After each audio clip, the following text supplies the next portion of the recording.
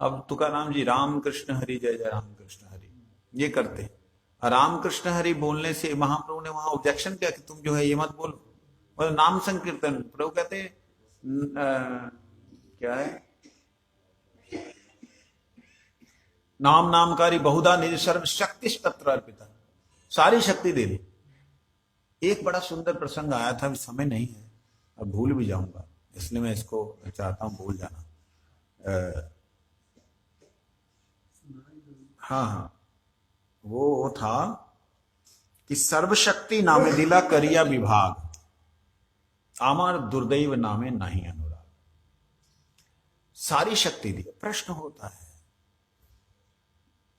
क्या बामन बामन भक्त या वरहा वरहा देवाय नमः वरहा देवाय नमः करने से क्या कृष्ण के गोपी प्रेम को कोई प्राप्त कर सकता है?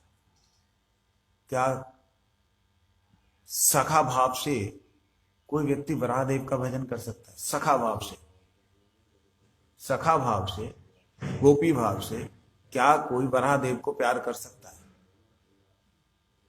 सर्वशक्ति दिला, तुम्हारा विभाग विभाग करके दिया, तो सर्वशक्ति में विभाग कहां से हुआ जी? तो विभाग होने का मतलब या कुछ बांट बांट के दिया है?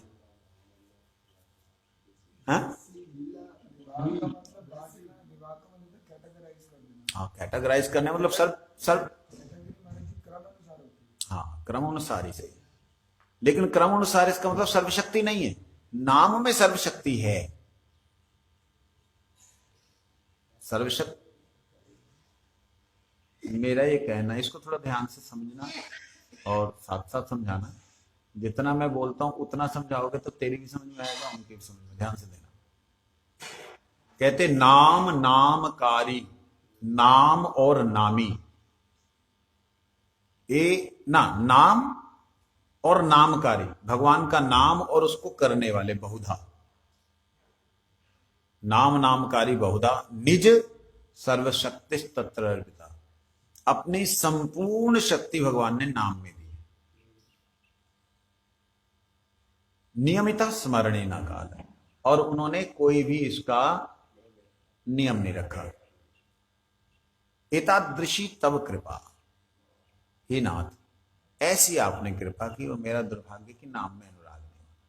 अब यहां पे आता है मुख्य नाम गौण नाम। मुख्य नाम जो है गोविंद गोपाल मधुसूदन, अंदर के नाम गोपीनाथ, राधानाथ, राधा नयना, अभिराम इत्यादि, और बहिरंग नाम जगन्नाथ, कृष्ण, नारायण, विष्णु। ये बहिरंग नहीं कहेंगे, ये क्या बोलते हैं उसको, सार्वजनिक नाम। ये नाम सबके लिए कोई भी बोल सकता है, गौण कह सकते हैं, लेकिन हाँ गौण मुख्य, ठीक है, गौण नाम। मेरा प्रश्न है, क्या विष्णु भजन करने वाले को वात्सल्य रस नहीं मिल सकता? क्या विष्णु को वात्सल्य रूप से नहीं सेवा कर सकता? यही हमारी बुद्धि में विकार आ जाता है, नहीं कर सकता।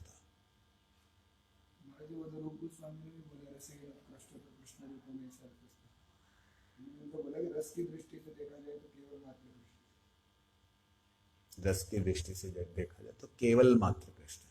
मैं केवल मात्र शब्द की बात नहीं कर रहा हूं, मैं कह रहा हूं सर्वशक्ति नामे दिला। प्रत्येक भगवान के अवतार जितने भी हुए, वराह, वामन, कुर्म इत्यादि, प्रत्येक अवतार के नाम में भगवान ने सर्वशक्ति दी है। अब ये सर्वशक्ति शब्द को अगर हम लोग ग्रहण करें तो इसमें क्या है, अगर कोई वराह, वामन भगवान को ले लीजिए, वराह को ले लीजिए, नरसिंह को ले लीजिए, एक्स वाई जेड को भी ले लीजिए, उन अवतारों में भगवान से प्रेम करने वाले भक्तों ने अगर उन्हें अपने पुत्र रूप से चाहा तो भगवान ने क्या किया? कृष्ण, राम इत्यादि रूपों में उनको क्रम रसोन्नति की, मतलब वहां उनकी उस नाम के द्वारा ही इच्छा पूरी की है। ये उसका नाम क्या था, वसुदेव और देव की सुपत क्या था, हाँ है? उनका नाम देवकी वसुदेव जी का नाम पहले जो था कृष्णी और क्या था, जो भी हो, तो उन्होंने तपस्या की, साधन किया, मंत्र क्या, नमो भगवते वासुदेवाय, मंत्र वासुदेव का कर रहे हैं, उनको प्राप्ति। उधर क्यों बैठी हुई? अच्छा अच्छा, ठीक है। तो मंत्र वो कर रहे हैं, मिल कौन रहा है? नारायण ही मिल रहे हैं, नारायण ही पुत्र रूप से मिल रहे हैं, उनके लिए वो नारायण ही है, नंद यशोदा के लिए नहीं है। नंद यशोदा के भीतर वो जीव, जो जीव ने तपस्या की थी, उनको स्थान मिला। ये नंद यशोदा जो भगवान बलदेव जी से प्रकट भाव है, वात्सल्य भाव, शुद्ध भाव जो बलदेव जी से प्रकट हुआ, वो नंद कृष्ण को आनंद देने के लिए, यशोदा उस आनंद का यश वर्धन करने के लिए, उस वात्सल्य रस के आनंद को वर्धन करने के लिए यशोदा, जो यश को धारण करे, कौन से? वात्सल्य के, प्रेम के, भगवान को शासन और ताड़न के रस को धारण करे, वो यशोदा। इधर उधर तो यशोदा, तो वो यशोदा जो नंद जो हैं, ये हैं बलदेव जी से प्रकट हुए, बलदेव जी के भाव मूढ़। अब जो जो भक्त विष्णु के अवतार में या अन्य अवतारों में भगवान से भक्ति करते हुए आशा करता है कि मैं आपको पुत्र रूप से चाहूं, वो यहां आकर के प्रथम दर्शन उसका ये होता है कि ये वही है। कौन? वही नरसिंह देव है, वही वामन देव है, वही बरा है, उसको वही दर्शन होता है। कैसे प्रमाणित करेंगे आप इसे? गर्ग संहिता से। गर्ग संहिता में वर्णन है, जब भगवान आ रहे हैं तो उनके अंदर सारे अवतार खुश खुश खुश करके, जैसे शक करते हैं भगवान, सब उसके अंदर घुस गए। और उन अवतारों में भगवान ने जिन जिन के मन को आकर्षण किया था, वो सभी गोपी महाजब रास हुई तो गोपी रूप से वहां पे प्रकट हुए, और उन सबको अपने वही प्रभु दर्शन हुए। कैसे? हनुमान जी महाराज को ले लीजिए, भगवान ने द्वारिका में बुलाया, गरुड़ को भेज करके जाओ, उनको बोलो मैं आया हूं, तो गए। वो हनुमान जी ने स्वीकार नहीं किया। मैं मूल प्रसंग पे रहना ज्यादा पसंद करूंगा। हनुमान जी ने स्वीकार नहीं किया, जा मेरे पास टाइम नहीं, अभी बाद में देखता हूँ। यहाँ जब तो एक थप्पड़ लगाया और दूसरा यहाँ आके प्रभु ऐसे ऐसे कहते, तुमने बोला क्या? मैंने बोला अखिल ब्रह्मांड नायक परात्पर परब्रह्म द्वारिकाधीश भगवान ने आपको बुलाया। कहते अरे बाबा, इतना लंबा चौड़ा बोलने की जरूरत नहीं, उसको बोलो श्री राम जी द्वारिका में आए हैं, आपको बुलाए। तो कहता मेरे को फिर मार पड़ेगी, कोई ऐसी बात, तुम जाओ। और दूर से बोलता हनुमान जी, गरुड़ जी दूर से, हनुमान जी। कहते अरे तुम फिर आ गए। कहते अरे प्रभु सुनिए सुनिए, भगवान श्री रामचंद्र जी, मर्यादा पुरुषोत्तम श्री रामचंद्र जी ने आपको द्वारिका में याद किया। कहते द्वारिका कहाँ है? कहते वो समुद्र। अच्छा ठीक है, मैं आ रहा हूं, नहा धो करके, इतने दिनों से नहाया नहीं। और कहते यार कमाल है, ये नहा धो के आएगा। यहाँ गरुड़ जी पहुंचे, मनोवेग से गरुड़ जी यहाँ पहुंचे, देखते हैं हनुमान जी महाराज आरती करके, तब तक वार्तालाप हो चुका, बहुत कुछ हो चुका। तो वो किसका दर्शन कर रहे हैं? वहां पे वो सत्यभामा बैठी हुई, कहते किस दासी को बैठा रखा है? मां कहाँ है? वही रुक्मणी उन्हें सीता के रूप में नजर आ रही है। तो प्रत्येक भक्त को अपने नाम, प्रभु के किसी भी नाम का आश्रय लेने से वह जो भी भाव से भावित होकर के भजन करेगा, उस भाव की पूर्ण पुष्टि राम अवतार में भगवान नहीं कर पाए। जब वह जनकपुरी में जा रहे हैं, वहां की ललनाएं, वहां की जो सखियां हैं, वहां की जो वयस्का हैं, समवयस्का श्री सीता जी की, उनके मन में भी लोभ हुआ, हाय कितना सुंदर है।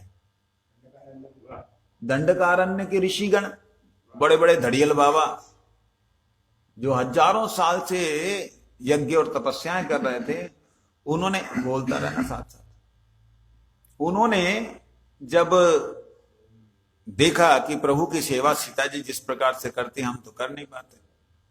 तब उन्होंने निवेदन किया, प्रभु हम कहते, जब जाने लगे भगवान कहते आपने बड़ी सेवा की, क्या चाहिए? मैं तो, मेरे पास कुछ भी नहीं, तो मैं तो आपसे लेकर के खा रहा हूं, आपको क्या चाहिए? कहते प्रभु आप आनंद मत कीजिए, हमें मालूम है आप कौन है। कहते नहीं, मैं, आप बताइए। कहते नहीं, आप प्रभु आप हमारा साथ उपालंब मत कीजिए, हमारे साथ हमको अवहेलना वो मत कीजिए, टरकाइए मत।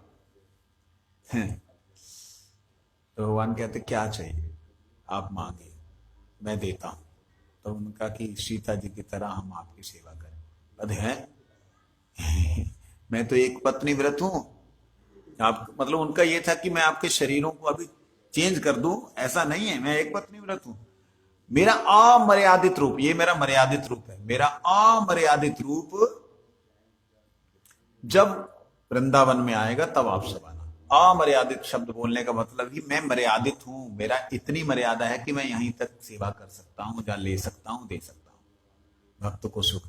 लेकिन मेरा अमर्यादित, जो मेरा ही रूप है, या यूं कहे जहां से मैं हूं, वो अमर्यादित है, उसमें कोई मर्यादा नहीं। आप आइए।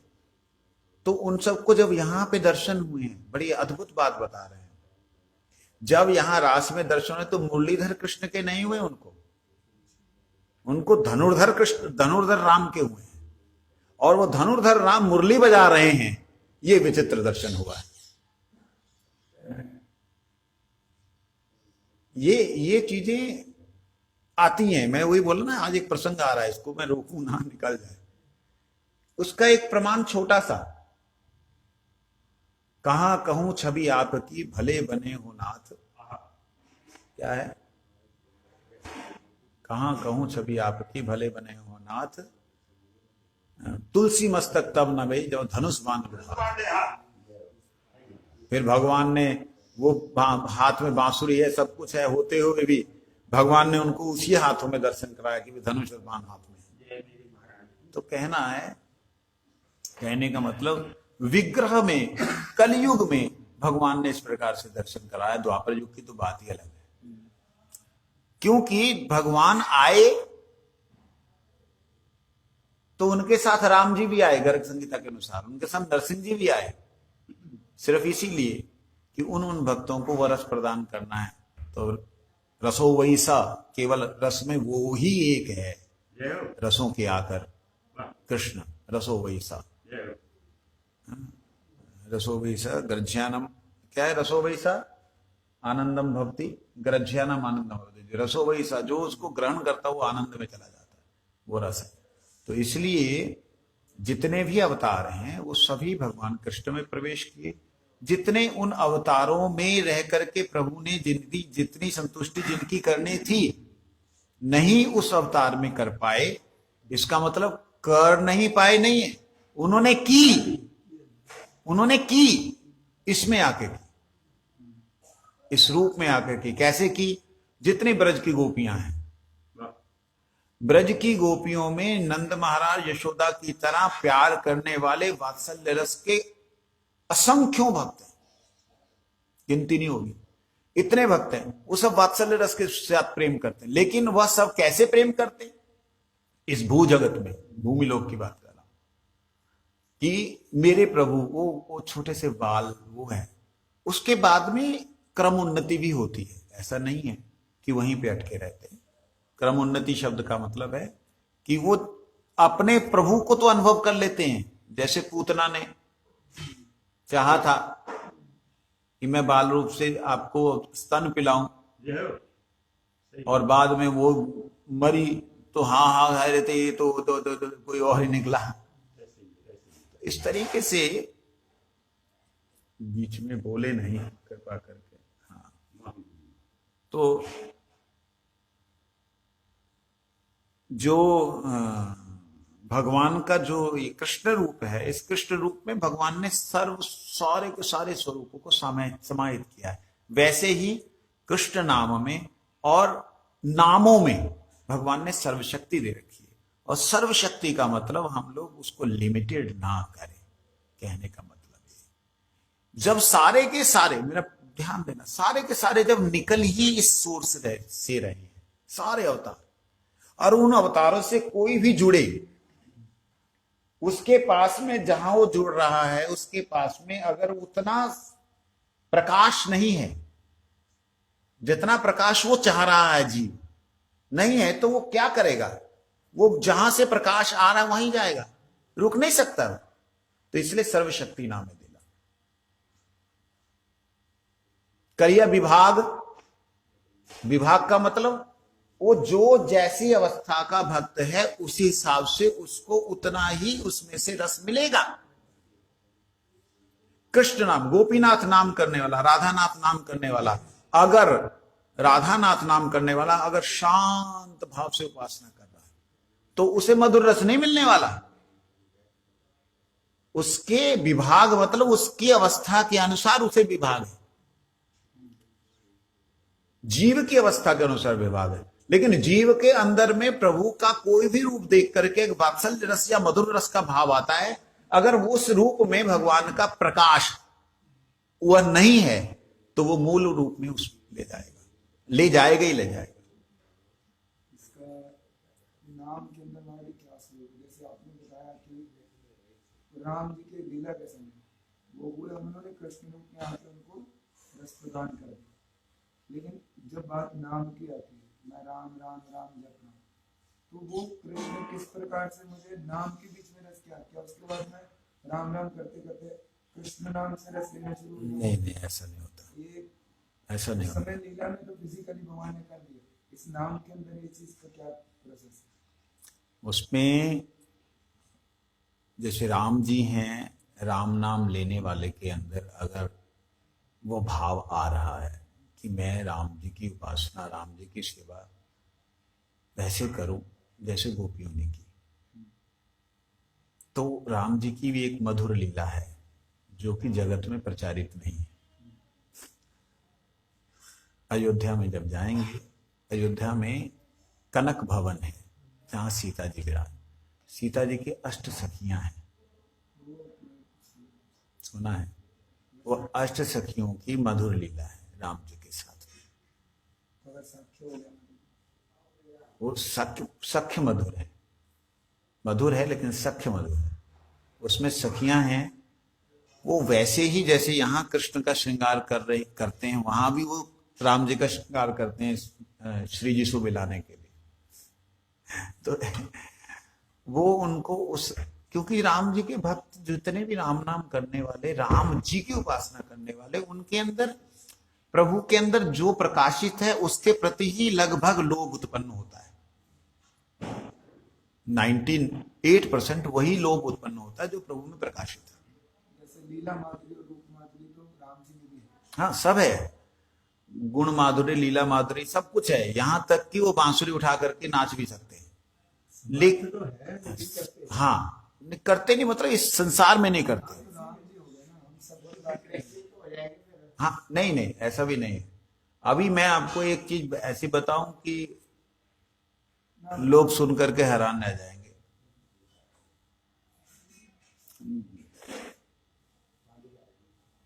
कि भगवान के जितने अवतार हैं अल्टीमेटली बलदेव जी से,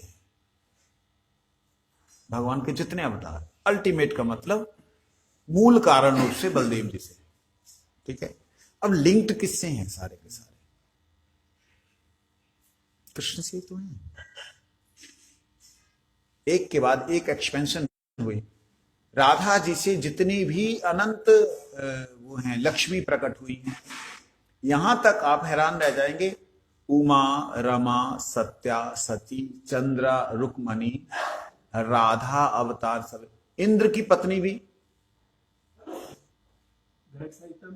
राधा रानी से हुई। इंद्र, जो जितनी भी शक्तियां हैं वो राधा रानी से, जितने भी शक्ति तत्व वो कृष्ण से हुए। तो अल्टीमेटली अगर देखा जाए तो कृष्ण मूल है, ठीक है, लेकिन बाकी लोगों के अंदर अगर वह प्रकाश कम है तो वो मूल प्रकाश, मूल तत्व में ले जाते हैं। ये कहने का मेरा मतलब है। तो लेकिन नाम का आश्रय लेकर के 98-99% जो भक्त हैं वो अपने प्रभु के प्रति पूर्ण रूप से जो है प्रभु के प्रति वो समर्पित रहते हैं कि जो भाव में वो हैं उसी भाव की वो आराधना करते हैं। वो पॉइंट मतलब 1% जो है उनके अंदर आता नहीं ये हमें भी मिल जाए, ये संभावना बहुत कम है ना। बहुत कम। जैसे राम जी की ठीक है लीलाएं हैं, लेकिन बड़ा भी पूर्व उनके भी भक्त वैसे ही हैं। उनमें संभावना बहुत कम है कि वो माधव की तरफ चले। नहीं ऐसा होता है, देखो जैसे जितने बैकुंठ हैं ना, हम लोगों ने हमारे ब्रह्मा जी के पास में सिर्फ 4 सिर थे हैं, उन्होंने 4 सिरों में भगवान के धाम के अंदर और बैकुंठों के अंदर भगवान का जो वैभव देखा उसकी इमिटेशन की, नकल बनाई, कॉपी बनाई, और उसमें से बेचारे गुरुजी हैं, ये बेचारा शब्द बोलना नहीं चाहिए लेकिन ठीक है प्रसंग बस बोल रहा हूं, उन्होंने केवल मात्र 84 लाख तक ही समझ पाए। है तो अनंत योनिया, वहां पे ये सारी नदियां हैं, योनि नहीं शब्द हम कहेंगे, जीव वहां पे ऐसे हैं। वहां है लेकिन वहां काममय नहीं है, भगवत अवतार हैं वो, यहाँ कोई जीव भी बना है उधर उसकी कॉपी इमिटेशन, उसकी कॉपी, जेरोक्स कॉपी, ओरिजिनल नहीं है। लेकिन वहां पर अद्भुत ये है, वहां पे विचित्रता ये है कि वहां प्रकट होता है, एक से एक प्रकट होता है। यहां एक से एक प्रकट नहीं होता है, यहां एक से एक पैदा होता है, जन्म लेता है। गुरुदेव ने एक बार बोला, कहते ऐ नरसिंह भगवान हिरण्यकश्यप के कारण होके आया ऐसा नहीं है। हिरण्यकश्यप ने जो वर मांगा था उस वर के अनुसार वो बन के आए विष्णु भगवान, ऐसा नहीं है। वो तो जब आदि काल में जब वो एक अकेला था तब बोला बहुत हो जाए तो बहुत अनंत रूप प्रकट हो गया, उसी का इधर जीव आया। आपको याद होगा गुरुजी एक बात कहते थे, थोड़ा जागो, हेलो, एक बात गुरुजी बोलते थे, हनुमान जी इधर से कोई बंदर नहीं है, उधर से हुआ इधर तब जाके हनुमान जी आया। एक पक्षी, जो पक्षी है उधर गरुड़ जी है और सब चिड़िया है, उसका ही इधर वो है छाया है, उसको लिया जाएगा।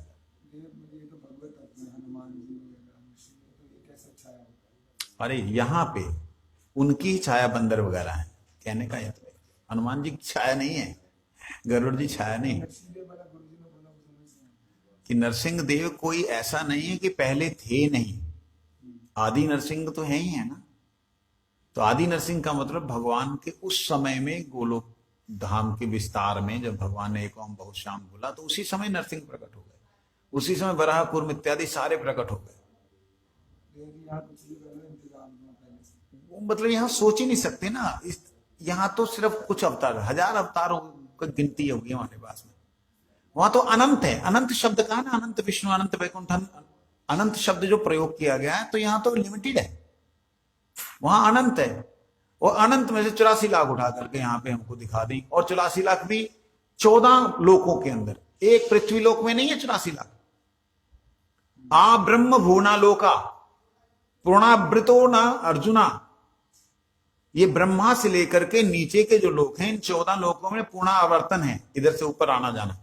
ये मनुष्य जूनियां जो हम लोग सोचते हैं कि मनुष्य जूनी हमारे जैसे, तो ये मनुष्य जूनी के अंदर जो जात मतलब अलग अलग गिना जाता है, वो देखा जाता है कि जैसे यहां से चले जाइए और पूरब में नेपाल में चले जाइए, आसाम में चले जाइए, इनके नक्शे, इनकी आंखें, इनका फेस अलग हो जाएगा। व्यक्ति की पहचान इससे होती है, मनुष्य की। इसको वदन कहते हैं। वदन किसे कहते हैं? शरीर को नहीं कहते।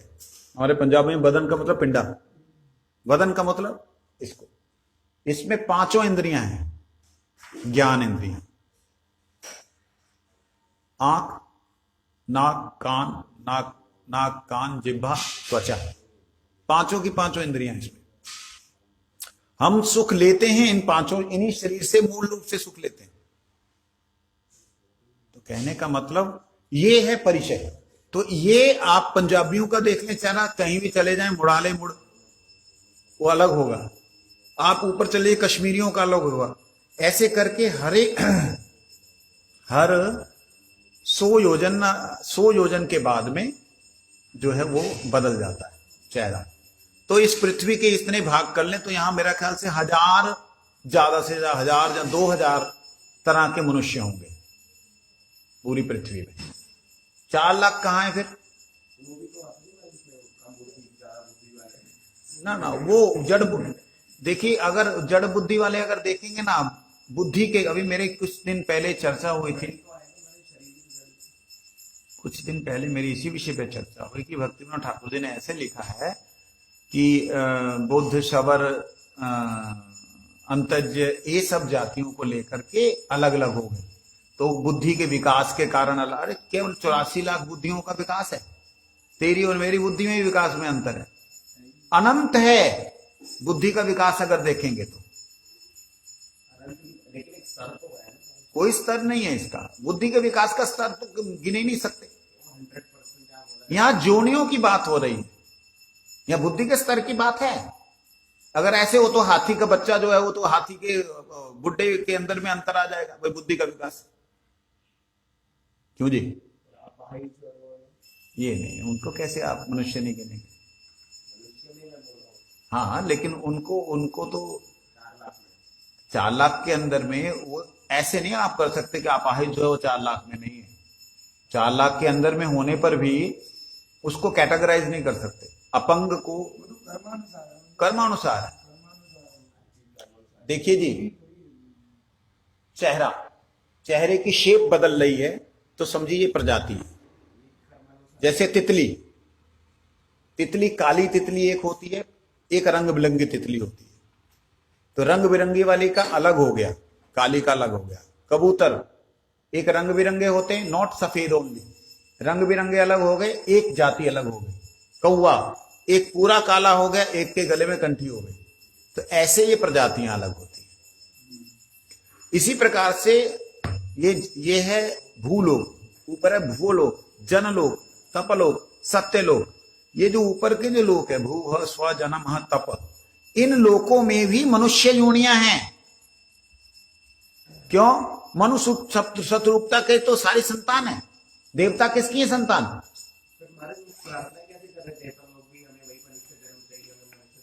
वो पृथ्वी लोक पे मनुष्य जन्म चाहते हैं, यहां पे वो मनुष्य जन्म पृथ्वी लोक, वहां भोग योनियां हैं, मतलब भोग कर सकते हैं।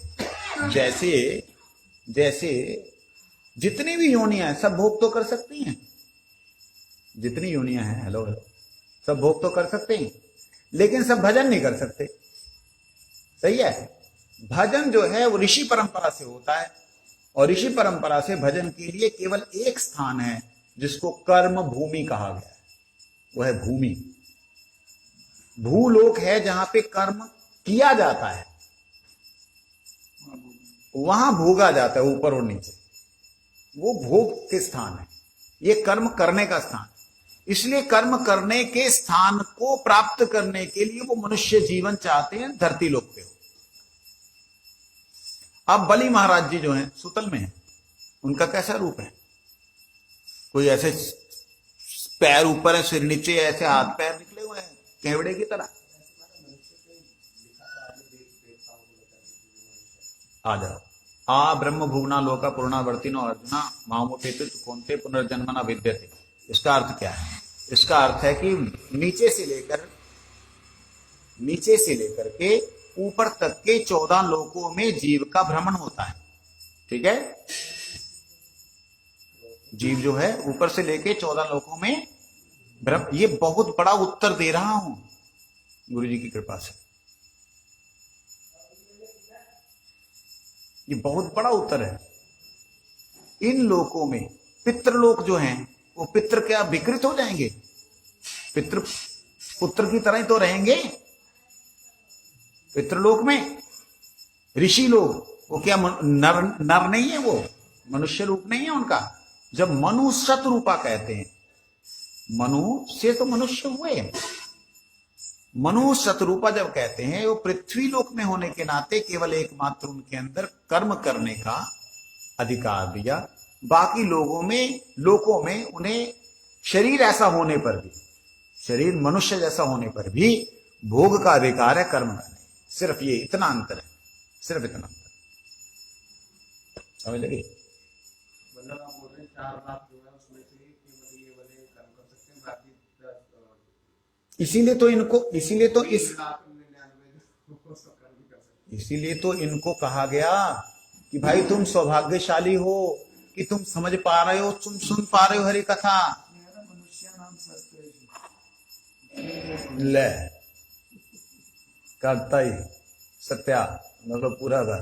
हजार ही है कहते मनुष्य नाम सहस्त्रेशु वो बहुवचन है, सहस्त्रेशु हजारों में। अब अगर उसको केवल 1000 लेते हैं तो 1000 प्रकार के मनुष्य जो हैं उनमें से कोई एक। लेकिन कहने का मेरा मतलब ये है, मनुष्य का मतलब है मनु और शत्रुपा से उत्पन्न। मनु शत्रुपा से क्या, कौन सी सृष्टि उत्पन्न हुई? मालूम नहीं? मालूम नहीं? मालूम तो ऐसे बता दो। तो यहाँ महाराज जी इस श्लोक में भगवान ने एक बोला कि 1000 मनुष्य में से हाँ, मनु शत्रुपा से कौन सी सृष्टि उत्पन्न हुई? मनु शत्रुपा से सृष्टि उत्पन्न हुई। जितने देवता इत्यादि हैं, जितने यक्ष किन्नर इत्यादि जो जितने भी हैं वो सारे के सारे उन्हीं से उत्पन्न हुए। तो मनुष्य शब्द वहीं पे आ गया। मनुष्य, मनु उष्यति, मनुष्य से, मनु से उत्पन्न हुए। मनु आए धरती पे, लेकिन मनु धरती पे आने पर भी सृष्टि जो हुई है उनकी सारी जगत पे फैली है। 14 भुवन। तभी तो बलि महाराज और ये कश्यप ऋषि इत्यादि की संतान है सब लोग, इनकी हैं।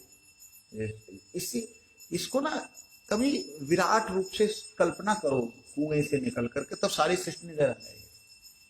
हम 84 लाख योनियां जो बोलते हैं, ये आप ब्रह्म भुवना लोका के अंदर है 84 लाख योनियां, नहीं तो हम ऊपर नीचे काहे को आएंगे जाएंगे? क्यों आएगा एक जीव जो है पृथ्वी लोक का, एक जीव जहां 84 लाख योनियां है, तो उसको तो यही घूमना चाहिए ना, पृथ्वी पे। तो 14 लोकों में आना जाना क्यों कर सकता है? कैसे कर सकता है? उसका अधिकार क्या? यहां कर्म कर सकता है, वहां उसको ऊपर नीचे आना जाना पड़ेगा, दुख भोगना पड़ेगा, सुख भोगना पड़ेगा। ये चीज है। वांछा कल्पतरुश्च कृपा सिंधुभ्यो पतितानां पावनेभ्यो वैष्णवेभ्यो नमो नमः। मेरा प्रश्न अभी भी अटका हुआ है।